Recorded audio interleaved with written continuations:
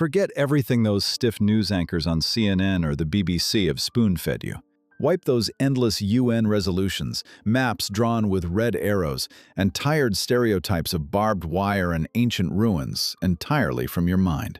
The real Israel isn't some dry geopolitical headache for guys in suits to debate over decaf. It's an absolute powerhouse.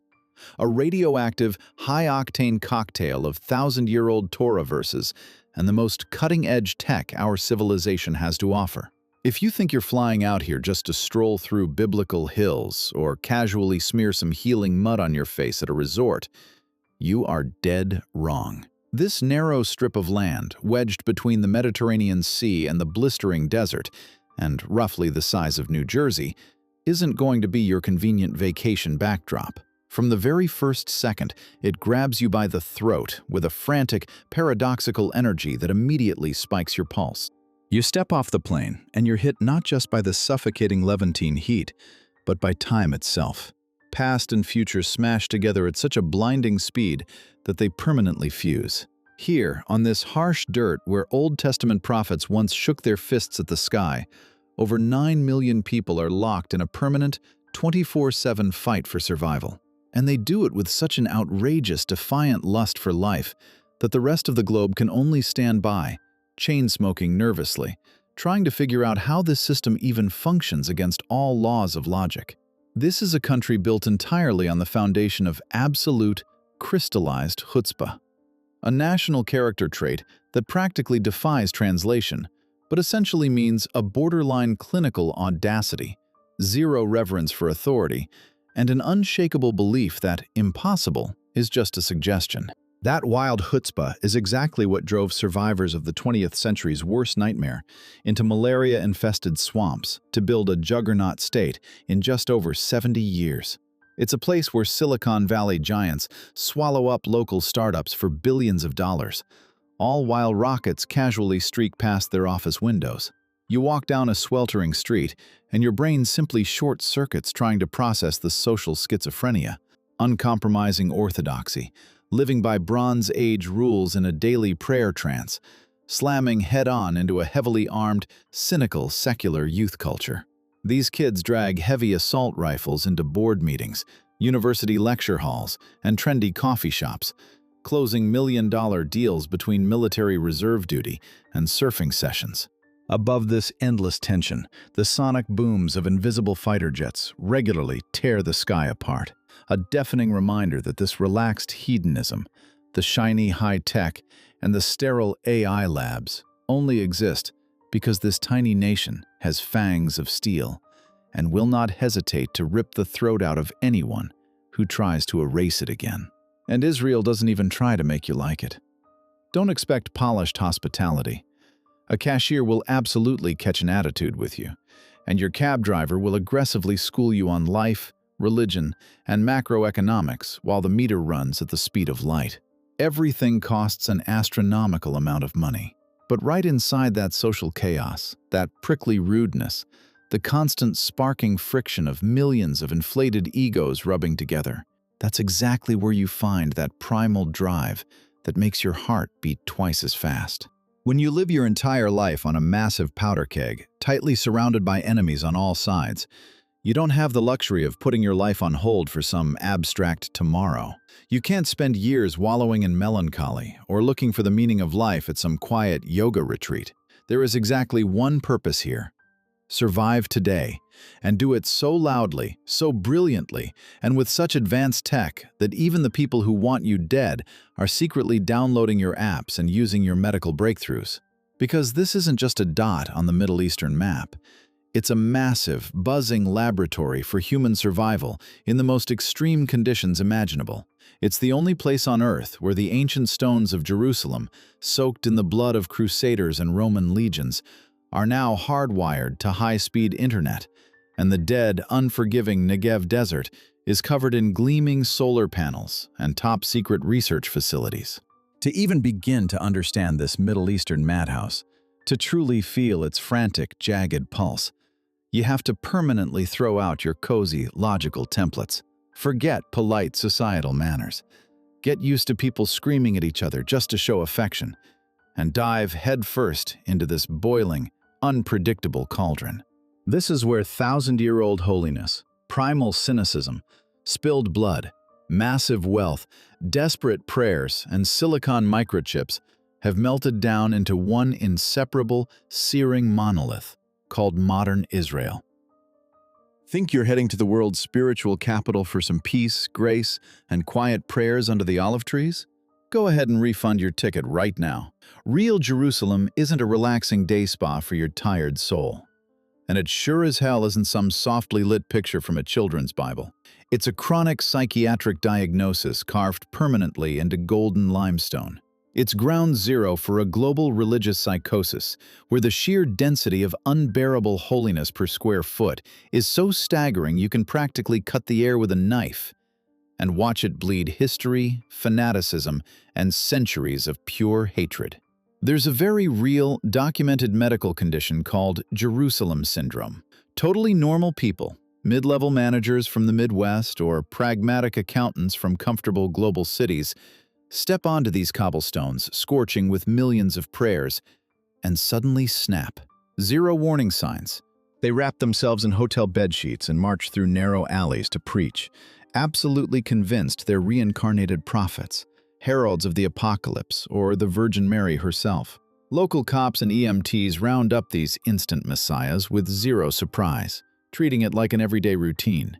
This city has a terrifying, radioactive power to hack into your subconscious and drag out the darkest, most primal demons of absolute faith. Picture a tiny, claustrophobic patch of land, completely walled in by massive stone, where the three major world religions are locked in a suffocating, almost intimate chokehold. They have nowhere to run from each other. They're forced to share the exact same grimy alleys, the exact same damp underground tunnels, and the exact same scorched sky. The heavy, dark tolling of Christian bells bleeds into the bone-chilling call of the Islamic muezzin, while underneath it all, like a relentless bass line in this bizarre symphony of religious absurdity, runs the hypnotic hum of thousands of Jewish voices, swaying frantically in front of the giant monolithic ruins of an ancient temple. All this acoustic, emotional chaos boils non-stop in a massive melting pot under the unforgiving Middle Eastern sun.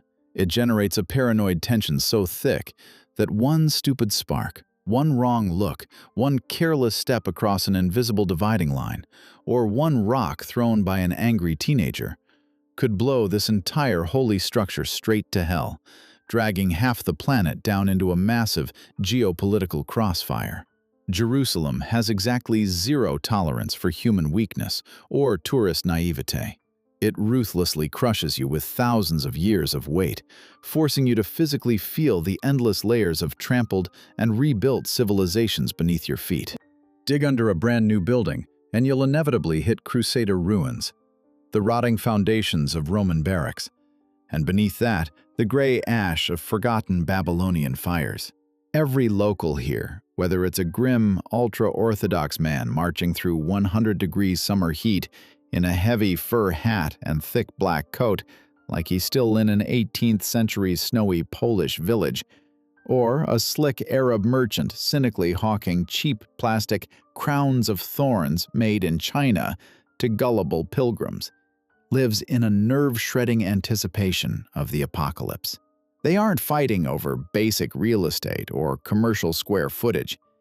They are locked in a daily street brawl for the exclusive monopoly on absolute truth, fighting for a direct hotline to the Creator, who, for some reason, decided to put his global headquarters in this dry, rocky stretch of dirt completely devoid of oil or fresh water, dooming its residents to a relentless existential bloodbath. Try to find a drop of common sense in how these holy sites are run, and your brain will flat out surrender to the so-called status quo. It's an absurd, century-old bureaucratic pact that is somehow the only thing keeping the peace. Under it, priests from different Christian denominations will literally throw hands and beat each other with wooden mops right next to the main altar, just because someone accidentally moved a chair onto sovereign territory while sweeping the floor. Meanwhile, the keys to the main church gates have been guarded by a respected Muslim family for generations, purely because the Christian factions can't trust each other enough not to slit throats over the privilege of opening the front doors.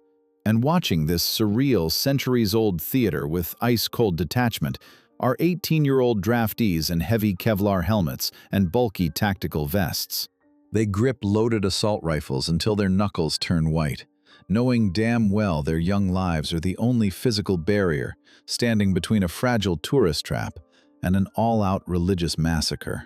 Even if you manage to escape the ancient walls into the so-called secular new city, you won't find salvation. Modern Jerusalem is violently torn apart by invisible but impenetrable borders of social segregation. A few scattered liberal neighborhoods, with their loud bars and pubs, are frantically fighting a losing battle against the encroaching concrete ring of ultra-religious districts. Word of advice: never drive into those neighborhoods on a Saturday, unless you want your windshield smashed by a hail of heavy rocks thrown by furious zealots. To them, any attempt to break the absolute silence and sanctity of the seventh day is a deep personal insult and a perfectly legitimate excuse to launch a ruthless street corner inquisition right on the crosswalk. This is a vampire city, a predator that feeds entirely on raw emotion. It drains you dry, making you burst into tears in the middle of the street for absolutely no reason, dropping you into paralyzing animal terror one second and unexplained, terrifying euphoria the next. You will never, ever be indifferent to it. Because Jerusalem isn't just a political capital with government buildings. It's an exposed, pulsing, inflamed nerve for all of humanity. It's a brutal magnifying glass that mercilessly reflects our greatest, most unreachable hopes, right alongside our most disgusting, depraved vices. All heavily disguised under beautiful quotes from ancient scriptures. By the time you leave, you'll be dead tired, emotionally gutted, and deafened by the absolute chaos. Your only dream will be to sprint to the Mediterranean coast just to breathe normal, secular air that isn't weighed down by tons of heavy, biblical morality.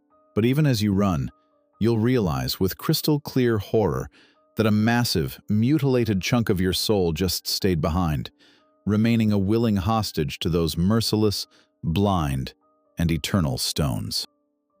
Dump your heavy moral compass straight into the warm, murky waters of the Mediterranean and permanently disable your basic survival instincts. We are slamming full speed into Tel Aviv. This isn't just a secular capital, it's a neon-drenched, sweat-soaked hedonistic bubble, a 24/7 adrenaline factory balancing maniacally on the edge of a geopolitical apocalypse. Here, collective anxiety about tomorrow has mutated into a ruthless, uncompromising thirst for living right here, right now. While religious fanatics tear their hair out over ancient texts just an hour away in Jerusalem, and exhausted politicians grind through national security briefings, this blistering concrete jungle chokes on 100% humidity and blatantly ignores any historical trauma. It prefers to drown its social anxiety in endless gallons of craft beer and over-roasted espresso. This is a city that worships terrifying freedom. Tens of thousands of electric scooters weave silently and lethally through narrow sidewalks, packed with trendy vegan cafes, driven by people who genuinely despise traffic laws and your basic right to unbroken bones. Meanwhile, rent for a tiny, crumbling apartment with peeling paint and leaking pipes costs an astronomical fortune that could easily score you a luxury penthouse with a private concierge in any European capital. But the local youth, a volatile mix of genius programmers, combat vets with PTSD, ambitious startup founders, and eternal ravers, will gladly pay thousands of shekels just for the privilege of breathing this electrified air, thick with weed and sea salt. Walk into a packed, dimly lit bar on Rothschild Boulevard, and you'll catch guys shouting over deafening techno, pitching multi-million-dollar AI investments right at the liquor-soaked bar. You can physically feel the city rushing to live, as if it literally only has hours left. And that dark metaphor carries a literal, terrifying weight. At any random second, this non-stop carnival can be violently interrupted by the bone-chilling wail of an air raid siren. What happens next will permanently break the fragile psyche of any average foreigner. Instead of panicking and sprinting for concrete bomb shelters, these people, fueled by alcohol, adrenaline, and a deep sense of invincibility, simply stroll out onto open balconies and wide beaches. Drinks in hand and smartphone cameras rolling, they cheer and howl as the Iron Dome defense system spectacularly shreds enemy rockets into thousands of glowing fragments across the black night sky, turning a lethal military threat into a free pyrotechnic light show for partygoers. This absurd normalization of war, this unique national ability to dance on the edge of the abyss, makes Tel Aviv the most alive, unapologetic, and downright schizophrenic city on the planet. The line between carefree hedonism and martial law is entirely erased. You can watch a convoy of massive military jeeps cross paths with a loud, rainbow-painted pride parade at the exact same intersection, and absolutely no one bats an eye. Tolerance here isn't some trendy corporate buzzword. It's a brutal survival tactic in tight quarters. Everyone has the right to go crazy their own way, as long as they don't stop you from doing the same. When you stumble out onto the miles-long beach promenade at dawn, the pink Levantine sun illuminates hundreds of joggers, purebred dogs, and people playing matkot, that traditional paddleball game whose relentless, hollow thud will eventually drive you insane. And suddenly, it hits you with crystal clarity. This endless party, this arrogant display of personal freedom, and this extreme concentration of tech IQ per square mile is their ultimate asymmetrical middle finger to constant terror. It's their unique way of telling a hostile region that they didn't just survive to spite everyone. They fully intend to squeeze the absolute most out of every fleeting second, throwing a wild, sweaty, beautiful carnival right on top of a powder keg, while the rest of the world watches in pure envy. Go ahead and rip up your cozy pacifist manifestos, and forget those sweet utopian lectures on global disarmament you heard in comfortable college classrooms. On this tiny strip of land, squeezed tight by aggressive neighbors, war isn't an emergency, a distant TV tragedy, or a debate topic. It has ruthlessly mutated into a boring everyday routine, something people are born into, take to kindergarten, marry into, and retire with. The militarization of society here is so absolute that your unprepared brain refuses to process it as reality, mistaking everything for a massive, drawn-out Hollywood blockbuster shoot. You step onto a standard city bus or sit down at a trendy cafe for your morning croissant, and you're instantly hit by a cold wave of cognitive dissonance. At the next table, a group of laughing 18-year-olds are animatedly gossiping, complaining about upcoming exams, and discussing Netflix shows. But slung over every single shoulder, or casually tossed right at their feet, is a heavy, combat-ready M16 loaded with live ammo. The cold black steel clashes so violently with their naive, childlike faces that you want to squeeze your eyes shut and rub them. To these kids, though, it's just a piece of metal they're ordered by the IDF to carry everywhere, even on a quick weekend leave or to a loud beach party. Because at any random moment in this endless Levantine summer, they might have to instantly morph from carefree teenagers into the first and only line of defense between terrorists and civilians. The military here isn't some isolated caste of hardened pros hidden in closed barracks, remembered only on federal holidays. The army is the entire population. It's a giant melting pot that every healthy citizen is thrown into at 18, permanently grinding down all social, class, and ethnic divides. The son of a tech billionaire sleeps on the same narrow cot and eats the same flavorless field rations as the son of a broke immigrant. Faced with the existential threat of total physical annihilation, bank accounts and pedigrees are completely worthless. All that matters is who can apply a tourniquet faster or lay down accurate cover fire in the blast furnace heat of the Negev desert and the narrow stone mazes of hostile cities. This militarization isn't just on the ground. It covers the sky like a thick, impenetrable dome. The Iron Dome defense system operates with such terrifying routine that locals treat air raid sirens and incoming rockets not as impending death, but as a highly annoying weather anomaly, like a sudden downpour or a sandstorm. You just lazily step under a concrete awning, wait for a couple of muffled explosions overhead, brush off the invisible dust, and go right back to your cooling coffee. Annoyed only because you have to check a local app to see if the rocket fire closed your highway. This pathological adaptation to a permanent rocket rain shocks you way more than the war itself. You realize you are looking at a nation that has seamlessly penciled Armageddon into its daily planner, downgrading it from force majeure to a minor inconvenience. And when the government calls up the reserves, the country doesn't panic or storm the airports trying to flee. Within hours, it simply changes into olive green. 30-year-old coders, 40-year-old lawyers, school teachers, surgeons, and trendy barbers drop their offices, families, million-dollar contracts, and half-finished cocktails. They silently pack their massive tactical backpacks and drive to military bases by the hundreds of thousands, willingly becoming cogs in a ruthless war machine fueled by pure, high-octane collective survival instinct.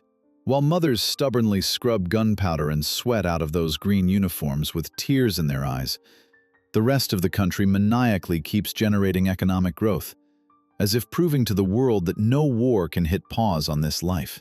The craziest part of this heavy story is that despite being armed to the teeth and stuck in an endless cycle of violence, Israelis haven't morphed into a grim nation of warmongers thirsting for blood. They hate this war with every fiber of their scarred souls.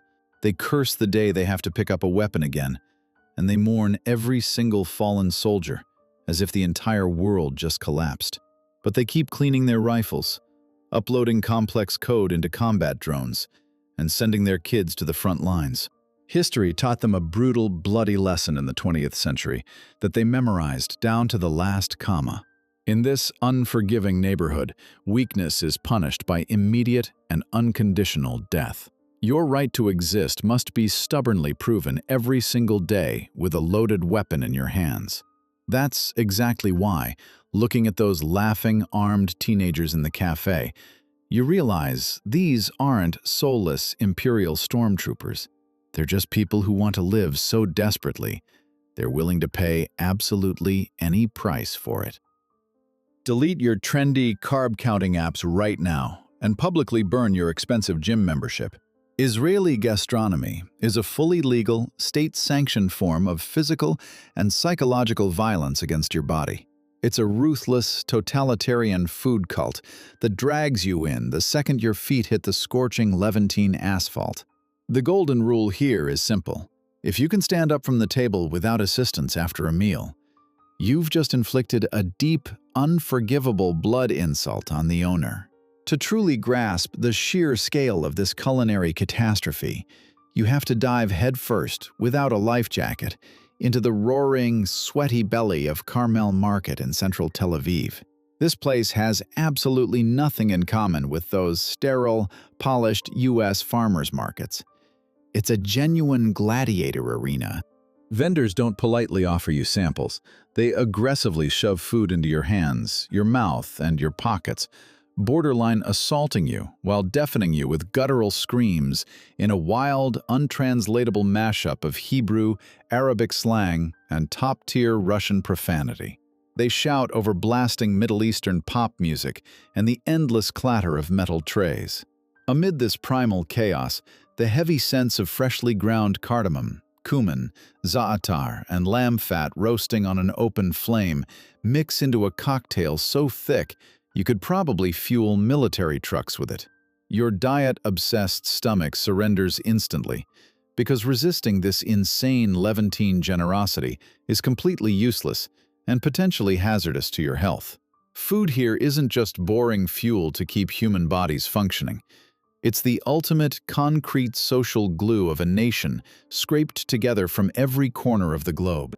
Fiery Yemenite sauces are permanently fused with Moroccan spices, Polish recipes, Ethiopian flatbreads, and Russian pickles into one monstrous caloric nuke that detonates right in your mouth, sending your taste buds into ecstatic convulsions.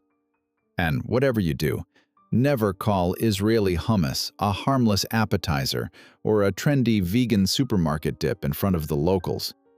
Here, hummus is a heavy, fanatical religion that absolutely does not tolerate heretics. It's a thick, warm paste, dense as raw clay, served in a deep bowl, drowned in a massive puddle of tart green olive oil, and buried under a mountain of spicy seasonings. You don't eat this with some bourgeois metal fork. You scoop this divine culinary cement with a scorchingly hot, fresh out of the oven pita. It instantly glues you to your cheap plastic chair, permanently wiping out your will to resist and your ability to form a coherent thought. While you're breathing heavily, trying to catch your breath, they slam dozens of tiny plates onto your table. Pickled vegetables, hot peppers, and spreads.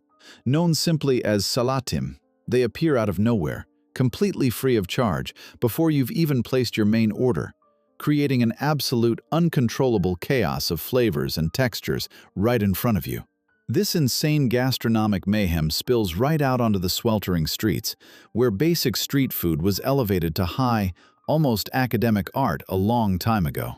A virtuoso street chef will take one poor, bursting pita and, with maniacal cruelty, aggressively stuff it with an impossible amount of deep-fried falafel, dripping shawarma, crispy fries, roasted eggplant, and cabbage. He then floods the whole thing with liters of thick tahini that drips straight onto your clean shoes. Eating this unstable architectural masterpiece inevitably turns into an act of public physical humiliation. You will be covered from head to toe, with rivers of grease and sauce treacherously running down your chin. And all the wet wipes in the world won't save you from the disgrace. But in that exact moment of absolute culinary degradation, you will feel incredibly, crystal clearly happy. You look around and notice that sitting right next to you, loudly smacking their lips and carelessly wiping their hands on military fatigues or designer jeans, are tech multimillionaires, dead-tired soldiers with dusty rifles, loud left-wing college kids, and gritty garbage truck drivers, all eating the exact same way. Because in the face of perfectly executed Israeli street food, absolutely all class, social, financial, and religious boundaries are wiped out. It turns this constantly warring, highly strung country, torn apart by irreconcilable differences, into one big, loudly chewing Middle Eastern family. On a basic instinctual level, they understand that in a region where any second could be your last, thanks to an incoming rocket or a terrorist's knife, denying yourself the pleasure of inhaling an extra pound of roasted meat and warm hummus is just unforgivable. Criminal stupidity. That's exactly why they force-feed you, like the world is guaranteed to end tomorrow. They are firmly and unshakably determined to face the biblical apocalypse as full and content as possible, holding a dripping, grease-soaked piece of hot pita in their hands. Leave your naive fantasies about relaxing wellness retreats and healing spa treatments far behind. A trip to the lowest point on Earth isn't some gentle spa therapy. It's a brutal, uncompromising collision with an aggressive, alien geology that is maniacally trying to physically destroy you, dissolve you, and turn you into a lifeless pillar of salt on the spot. This extreme experience starts long before you even see the water. As you drive down the steep, winding switchbacks through the scorched Judean desert, your eardrums start to painfully pop from the massive pressure drop. You are relentlessly descending roughly 1,400 feet below sea level into a giant, blazing tectonic fault line. The air here is so thick and heavy you could cut it with a knife, and the oxygen is laced with suffocating bromine vapors, acting as a natural chemical tranquilizer that instantly forces your brain into a sticky, lethargic stupor without your consent. Drugged by this insane 100-plus degree heat, you approach the shore of this so-called sea. In reality, it has nothing in common with normal bodies of water. It's a giant, slowly dying puddle of concentrated battery acid. The second you take your first careless step into this thick, oily sludge that feels like boiling liquid lead, your own skin instantly betrays you in the worst way possible. Packed with nearly 35% salt and a psychotic cocktail of aggressive bromides and chlorides, this liquid finds every single microscopic scratch, every blister from a bad pair of shoes or fresh mosquito bite on your body. It immediately starts burning them with such sadistic, piercing intensity that you want to scream and sprint back to your air-conditioned hotel room. But, gritting your teeth with pure human stubbornness, You keep wading into this hostile chemical soup. Suddenly, the basic laws of physics stop working. Gravity takes the day off, and the ridiculously dense water violently ejects your limp body to the surface, turning you into a helpless, clumsy human bobber. Any instinctual attempt to swim normally means a toxic drop might splash into your eye. If that happens, your expensive wellness vacation instantly snaps into a personal branch of fiery hell, sending grown, wealthy, respectable adults sprinting blindly in a panic, tripping, swearing, and face-planting onto sharp salt crystals, just to reach the emergency showers on the scorching beach. This water offers zero relief from the desert heat. It coats you in a heavy, slippery layer of glycerin grease that you can't just wipe off with a hotel towel, and it ruthlessly sucks the last remaining moisture right out of you. You force a stupid, tight smile to snap that cliché, nauseatingly overdone tourist photo of yourself reading a newspaper, not even fully realizing you are literally floating in a giant geological morgue. Zero macroorganisms survive in this toxic environment. No seaweed, no fish, no screaming seagulls. It is an absolute, sterile void, framed by dead, sun-baked mountains that mysteriously shift from sickly yellow at noon to blood red at sunset. The entire bloated tourist industry around you, the massive concrete blocks of luxury resorts with all-you-can-eat buffets, designer boutiques, and mud massages, feels like a sick, cynical joke against this apocalyptic backdrop. The sea itself is rapidly, catastrophically vanishing from the map right before our eyes.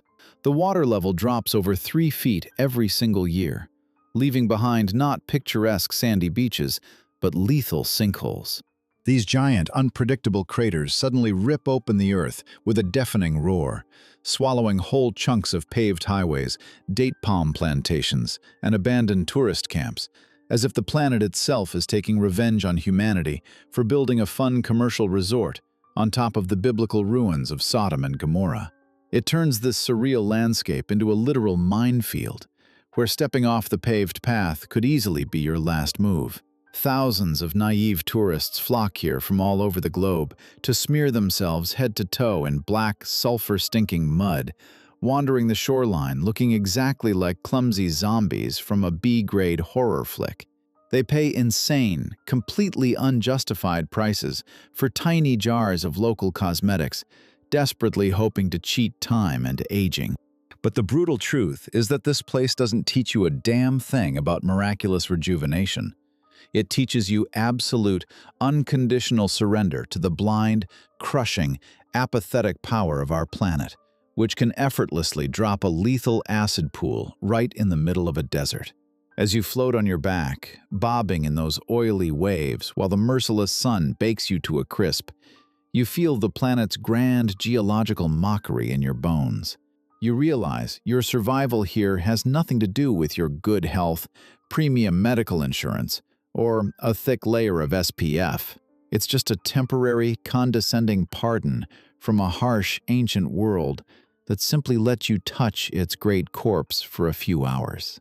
And then, dead tired, caked in a thick, tight crust of prickly salt, and suffocating from the heat, you cowardly sprint right back into the green, safe, air-conditioned delusion of modern civilization. If your inner corporate drone is used to trembling before office hierarchies, carefully filtering every word to the boss, and obediently wearing suffocating ties in air-conditioned open spaces, the brutal local business culture will eat you alive in seconds. The startup nation is an absolute anomaly that defies all global economic logic. Multi-billion-dollar tech empires aren't built in sterile boardrooms by Ivy League grads. They're sketched out on bar napkins by combat veterans who couldn't care less about traditional corporate playbooks. Here, the legendary national cult of chutzpah rules supreme, completely wiping out any conceivable boundary between a Fortune 500 CEO and a nameless intern. With zero oil, gas, gold, or peaceful neighbors, this country's only unlimited natural resource is human brainpower, running at breakneck speeds fueled by chronic stress and a constant existential threat. It's this primal fear of dying before building something truly great that drives them to create insane, revolutionary tech. From elite cybersecurity systems to AI that diagnoses cancer from a single microscopic drop of blood. This is all generated in a state of such wild social anarchy that conservative Wall Street VCs turn pale with horror before silently, with trembling hands, writing $10 million checks. They watch a 25-year-old founder stroll into a make-or-break pitch in a faded t-shirt, wrinkled shorts, and beat-up sandals, flop into a leather chair, and aggressively yell at silver-haired billionaires that they know absolutely nothing about the future of tech.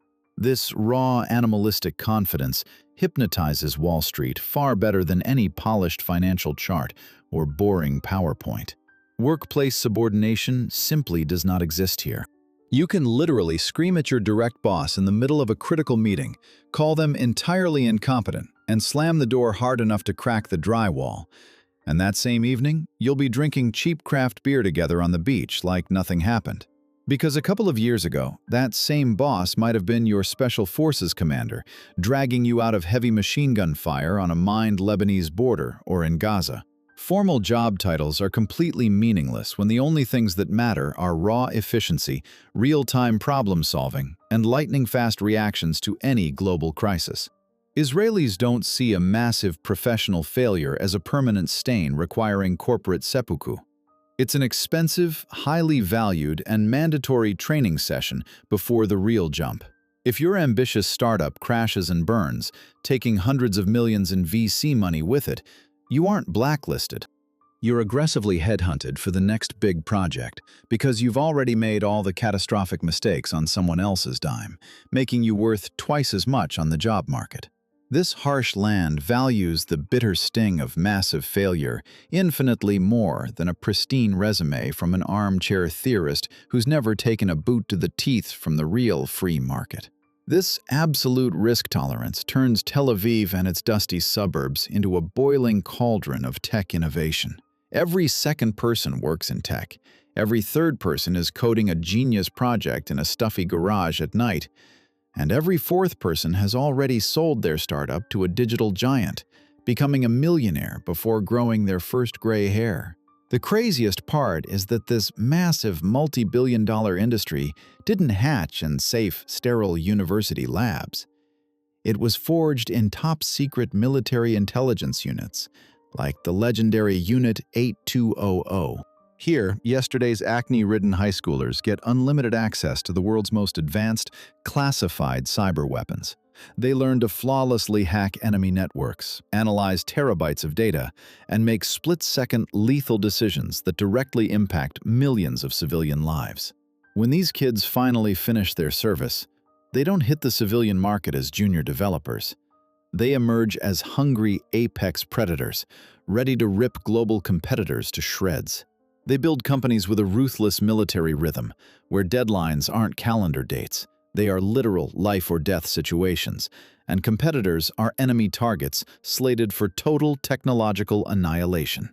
This raw, adrenaline-soaked primal energy, fused with unbreakable military brotherhood, is exactly why tiny, invisible Israel pumps out more tech companies listed on U.S. stock exchanges than the entire, safe, comfortable European continent combined. They prove to the world every single day that the real tech revolution isn't born in quiet libraries or cushy corporate lounges with free fruit smoothies. It's born exclusively under crushing, lethal pressure, where phenomenal arrogance, unprecedented audacity, and a total disregard for authority become the ultimate high-octane fuel needed to build the billion-dollar empires that are currently rewiring our entire planet. Tear up your idealistic sociology textbooks, where tenured professors romanticize unified nations and perfectly functioning melting pots. The social reality here is a terminal, clinically untreatable case of national schizophrenia. Inside a microscopic state that you can drive across in a few hours, two completely polarized, mutually exclusive, and fiercely hateful universes exist in parallel. The wall of misunderstanding between them is so thick and impenetrable that it makes the Berlin Wall look like a decorative white picket fence. On one side of the invisible barricades, you have the secular camp, a neon-lit bubble soaked in premium liquor, legal medical weed, and tech startup millions. Here, people are covered in colorful tattoos and aggressive piercings, eat exclusively gluten-free food at overpriced restaurants, fiercely defend LGBTQ+ rights, and throw chest-rattling techno raves every Friday night. They genuinely see themselves as a progressive, hyper-globalized outpost accidentally dropped into the wild Middle East. But just a 20-minute drive from their craft pubs and trendy co-working spaces, a completely different, dark, archaic, and terrifyingly strict reality pulses inside walled-off religious enclaves. Hundreds of thousands of ultra-Orthodox citizens live to the uncompromising rhythm of ancient sacred texts, categorically rejecting the global internet, despising secular science, math, and foreign languages. They genuinely view the very concept of a modern democratic state as a blasphemous, dirty mockery of God's master plan. These two parallel worlds don't just peacefully ignore each other in the spirit of liberal tolerance. Every single day they clash head-on, spitting mad and with clenched fists, in an exhausting battle for the very soul of the country. They turn every national parliament session into a hysterical, uncontrollable circus. Secular politicians scream themselves hoarse, demanding public transport on Saturdays, civil marriages, and the immediate drafting of religious youth into the military to bleed in the trenches alongside everyone else. In response, bearded rabbis hurl terrifying biblical curses at them, coldly blackmail the government with a threat of collapsing the ruling coalition, and fight to the death for their sacred right to study the Torah 24/7 on massive state subsidies. In a bitter, cynical twist of irony, those subsidies are paid for by the exact same secular taxpayers the Orthodox openly condemn as hopelessly lost, sin-obsessed degenerates. You walk down a scorching street and get crushed by cognitive dissonance like a concrete slab. On one corner, a massive, boiling crowd of secular protesters with megaphones, deafening drums, and bright flags blocks a major highway, demanding constitutional freedoms. At the very next intersection, a frighteningly disciplined wall of men in traditional black coats blocks the exact same road with burning dumpsters and flying rocks. All because someone dared to open a grocery store on the Sabbath, or a woman walked by in clothes they deemed immodest.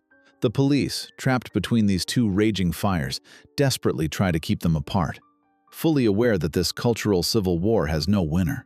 Both sides are fanatically, insanely convinced of their absolute monopoly on the truth. The most terrifying part of this social split is that neither world plans on compromising. They speak different languages, watch different TV channels, read different newspapers, and send their kids to entirely isolated schools. From day one, they are brainwashed with diametrically opposed moral compasses, essentially raising two completely different, alien nations packed into the same tight geographical borders.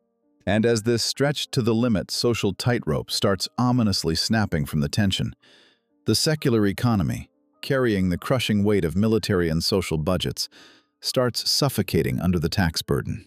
Meanwhile, a massive demographic explosion in the religious sector threatens to permanently alter the political landscape and the face of the country forever. Suddenly, it hits you with crystal clarity.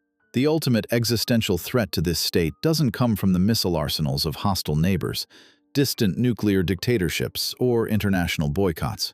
It comes directly from this deafening, impenetrable internal wall, where every naive attempt to build a unified nation shatters to pieces. While the outside world blindly assumes Israel is a monolithic military camp where everyone is ready to die for a common cause, reality slaps you in the face with its brutal paradox. You watch with your jaw dropped as this grand, ambitious national project slowly tears itself apart from the inside, crushed by its own unsolvable contradictions. Sidelocks and metal piercings, illegal pork ribs and strict kosher laws, cutting-edge machine learning algorithms, and centuries-old Talmudic debates have twisted into a tight, bleeding knot that no politician can untangle.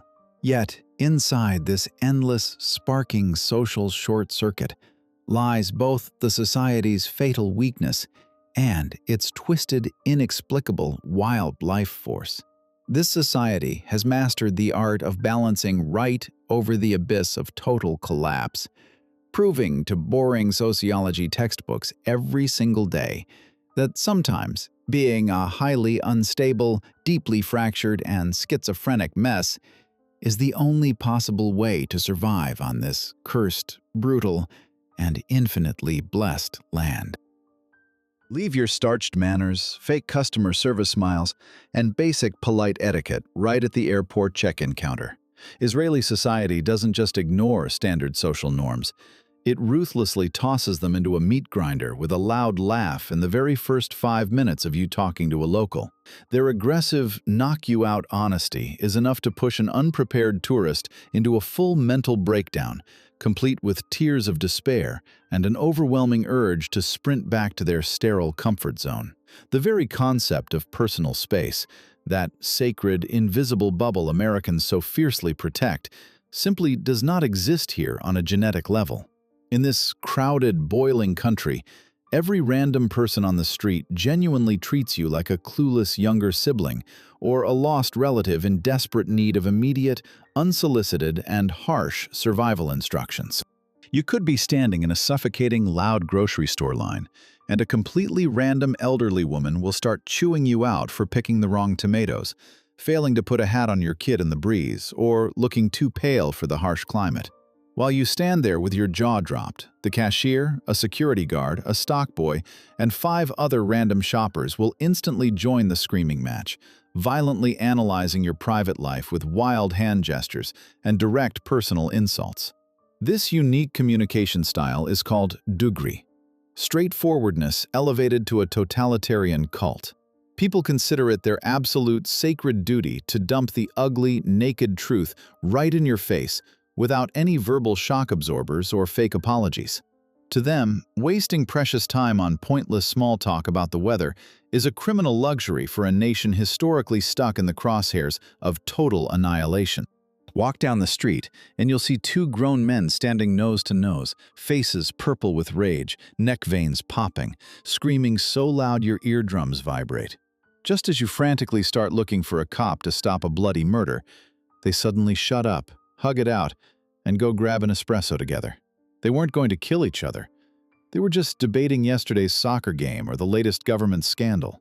That primal screaming isn't aggression. It's just their default volume, the only way they know how to show pure, unadulterated passion for a topic. Step into any government office hoping for a standard DMV experience, and you plunge straight into the hellish cauldron of a Middle Eastern bazaar. To get a single sheet of paper, you don't just take a digital ticket.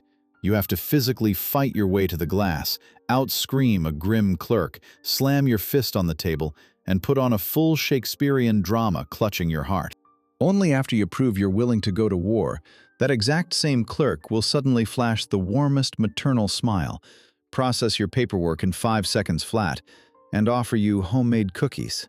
You finally stopped being a boring, polite outsider and started playing by their unwritten rules. In this society, ice-cold politeness is seen as a wall of alienation, a glaring sign that you couldn't care less about the other person. Screaming, rudeness, and invading your privacy is the highest, most twisted form of tribal solidarity and care. If your cab driver from the airport didn't call you an idiot for overpaying for a hotel, didn't share his wife's graphic medical history, and didn't aggressively try to set you up with his single niece, he simply doesn't respect you. But the second real trouble hits, if you trip, pass out from the heat, or, God forbid, get caught in a terror attack, that exact same rude, loud, elbow-throwing crowd instantly morphs into a monolithic, highly efficient rescue squad. The people who were ready to rip your throat out over a parking spot a minute ago will literally jump in front of bullets to drag you to safety. They will give you the shirt off their back, donate their own blood, and sit by your hospital bed for days on end like you're their closest family. Even their language, Hebrew, resurrected from a 1,000-year sleep, wasn't designed for polite, high-society tea parties. It's a harsh, guttural, chopping language of biblical warriors, prophets, and ancient farmers. It doesn't have endless softening phrases or flowery French apologies. It hits you like a slap, with short, hard commands that sound like automatic weapon fire. You'll flinch at every single interaction until you finally realize that hiding behind this spiky, concrete wall of verbal barbed wire is the massive, fiercely beating, and ultimately defenseless heart of an entire nation. They just refuse to get too attached in a brutal Middle Eastern world where tragic losses happen way too often. So they choose to love you aggressively, loudly, and in a way that guarantees your ears will be ringing for a very long time. Go ahead and pack your beat-up suitcases right now. Frantically shove in those overpriced Dead Sea mud souvenirs and breathe a massive sigh of relief as you walk up to the strict check-in counter at the bulletproof Ben Gurion Airport. You probably think you've miraculously escaped this crazy Middle Eastern trap in one piece. But the harsh, incurable truth is that Israel has already shoved its red-hot adrenaline needles straight into your central nervous system, and there is no going back to your comfortable, predictable, and terminally boring life. This tiny, hysterical, bleeding country, suffocating in its own historical greatness, has a demonic ability to permanently break your psyche. It rewrites your emotional baseline so severely that every other corner of the globe will forever feel hopelessly dead, sterile, and bland. You'll sit in the plush seat of your departing flight, rubbing your exhausted temples, looking out the tiny window at that receding strip of scorched earth trapped between hostile sand and salt water. In that moment, you will genuinely hate this paralyzing chaos. You'll curse the astronomical food prices, the suffocating heat that melts the asphalt, the aggressive road rage, and that sticky, eternal fear of the air raid sirens. But give it a few short months of your safe, quiet routine back home, where nobody screams at you in line and the only things flying overhead are boring commercial jets.